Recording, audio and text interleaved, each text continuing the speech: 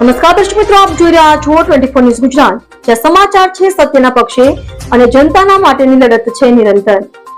ગુજરાતના દરેક ખૂણામાંથી લોકલથી લઈને નેશનલ સુધી દરેક ઘટના, દરેક હકીકત સૌથી પહેલા અને સૌથી સાચી રીતે ફક્ત અહીં। હું છું અર્પિતા પટેલ। ચાલો શરૂ કરીએ આજના મુખ્ય સમાચાર।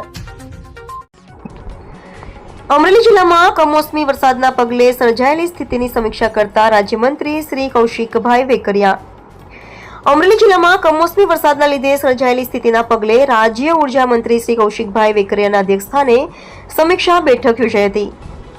જિલ્લા સેવા સદન ખાતે યોજાયેલી બેઠકમાં રાજ્યમંત્રીશ્રીએ વિવિધ વિભાગો પાસેથી અમરેલી જિલ્લામાં કમોસમી વરસાદ બાદ સર્જાયેલી સ્થિતિનો હકીકતલક્ષી અહેવાલ મેળવ્યો હતો।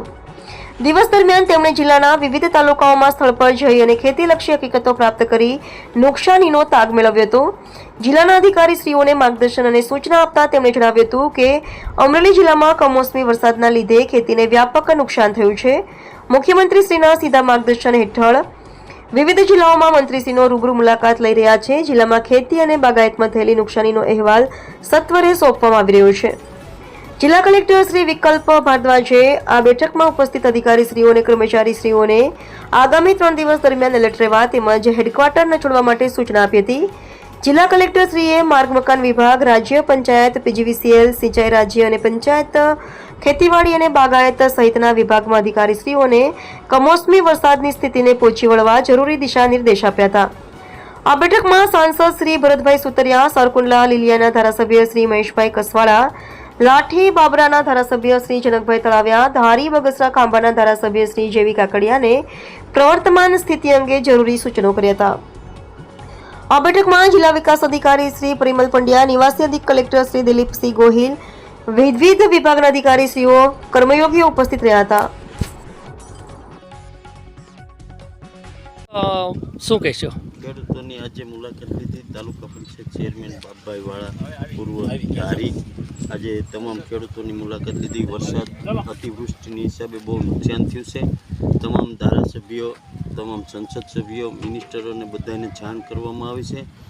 અમારા ધારંગની વિસ્તારમાં ઈંગોરડા ડુંગરી, ખંભાળિયા, પાણીયા, ચરખા, ગરમલી, ગમી, કેરાળા, તમામ સમઢિયાળા, નાના ચલાળાની આજુબાજુના, ધારંગની આજુબાજુના અતિવૃષ્ટિ વરસાદથી ખેડૂતોનો પાકને બહુ નુકસાન થયું છે। કપાસમાં એવું થયું છે, સિંગમાં પણ એવું થયું છે। તમામ સરકાર અમારી ભાજપની તાત્કાલિક પેકેજ જાહેર કરે એવી અમારી ખાસ વિનંતી છે। ગઈકાલે જે સતત 4 દિવસથી વરસાદ પડે છે આખા ગુજરાતમાં, તો ખાસ કરીને અમરેલી જિલ્લામાં વધારે પડતો વરસાદ પડ્યો છે, ત્યારે ગઈકાલે મુખ્યમંત્રી સાહેબની જે મિટિંગમાં આપણા મિનિસ્ટર માનની કૌશિકભાઈ, આપણા કૃષિ મંત્રી જીતુભાઈ, માનની ડેપ્યુટી મંત્રી હર્ષભાઈ, આ બધાની સાથે જ્યારે કમિટી મળી ત્યારે નક્કી થયું કે તાત્કાલિકના ધોરણે છેલ્લા 4 દિવસથી વરસાદ પડે છે તે વિસ્તારની જવાબદારી, અમરેલી જિલ્લાની જે જવાબદારી સોંપી છે એવા કૌશિકભાઈ સવારના આજે પહોંચી ગયા છે। અમે સવારમાં સાવરકુંડલા તાલુકો, પછી રાજુલા તાલુકો, જાફરાબાદ તાલુકો, ખાંભા તાલુકો અને ધારી તાલુકામાં અત્યારે પ્રવેશ કર્યો છે। છેલ્લા 4 દિવસથી વરસાદ પડતો તો ખેડૂતોને પુષ્કળ નુકસાન છે। ખેતીવાડીમાં ખાસ કરીને સિંગ અને કપાસ અને અન્ય જે જાતોનું વાવેતર છે, તુવેર કે જે કોઈ હોય, ડુંગળી, એ વાવેતરમાં ખૂબ મોટું નુકસાન થયું છે। ત્યારે 100% નુકસાન અત્યારે થયું છે। ત્યારે મંત્રીશ્રીએ બધું જાત નિરીક્ષણ કર્યું છે અને અત્યારે કલેક્ટર સાહેબની મિટિંગ છે અને 4 વાગે મિટિંગ જે હતી એ જે 5 વાગે મિટિંગ કરી છે, 5 વાગે મિટિંગ પૂરી કરીને કૌશિકભાઈ અહેવાલ લઈને કાલે કેબિનેટમાં જવાના છે। વહેલામાં વહેલી તકે આ નિર્ણય લે અને ખેડૂતોને પૂરો ન્યાય મળે અને પૂરેપૂરું વળતર મળે એના માટે અમે બધા ધારાસભ્યો, સંસદ સભ્ય, પાર્ટીના પ્રમુખો બધા મહેનત કરી રહ્યા છીએ। આજે ધારી તાલુકામાં નુકસાન થઈ છે એની મુલાકાત કરી છે, શું કહેશો? આખા અમરેલી લોકસભા મારો જે વિસ્તાર આવે તમામ જગ્યાએ અડખે પડખેના જિલ્લા પણ આવી ગયા છે એની આ અસરથી। કેમ કે આ કમોસમી વરસાદ હતો, એની અંદર સિંગ છે, કપાસ છે, બાજરી છે, ડુંગળી છે, ઘણી વસ્તુ નાની મોટી આપણે વાવેતર કરતા તમામ પાકો ફેલ ગયા છે અને 100% પાક ફેલ ગયા છે। કપાસની અંદર પણ આખો કપાસ નીચે ગરી પડી અને માટીની અંદર ઓલો થઈ ગયેલો છે, એટલે બધી વસ્તુઓ તમામ બગડી ગયેલી છે। કાલે જ મેં સરકારને રજૂઆત કરી, મિટિંગ મળી, આજે મંત્રીને આપણી વચ્ચે મોકલ્યા છે।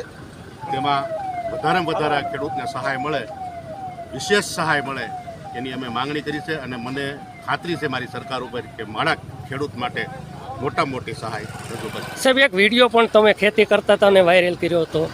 હું હાલે ખેતી જ કરું છું અને આ ખેતી કરવાથી કાંઈ આપણે નાના મોટા નથી થઈ જતા. ખેતી હશે ને તો જ બધું છે એવું હું માનું છું. ખેતી સમૃદ્ધ હોય ને ખેડૂત સમૃદ્ધ હોય ને એટલે આપોઆપ દેશ વિકાસ કરશે. ઓકે સાહેબ, આજે મુલાકાત કરી છે ખેતર વિસ્તારની અંદર, વાડી વિસ્તારની અંદર. વરસાદ પડવાના કારણે ખેડૂતોને નુકસાન પણ થઈ છે. આપનો પરિચય અને આપની સાથે કોણ છે, કઈ રીતે મુલાકાત કરો છો? મારું નામ ઘનશ્યામ હિરપરા, તાલુકા પંચાયત ધારી પ્રતિનિધિ પ્રમુખ. મારી સાથે અમારા તાલુકા પંચાયતના ઉપપ્રમુખ ભરતભાઈ અંટાળા, તાલુકા પંચાયતના કારોબારી સમિતિના ચેરમેન બીસુભાઈ વાળા,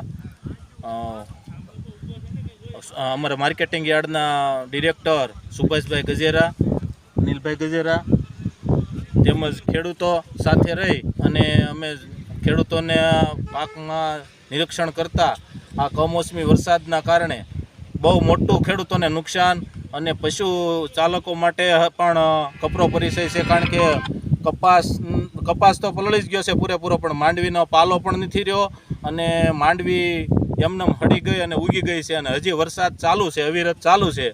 ત્યારે અમે લોકોએ ધારાસભ્યશ્રી, સાંસદશ્રી તેમજ મંત્રીશ્રીને લેટર લખી અને ફોનિક પણ જાણ કરેલ છે અને તત્વરે રાહત પેકેજ જાહેર કરે એવી સરકાર પાસે અમારી માંગણી છે.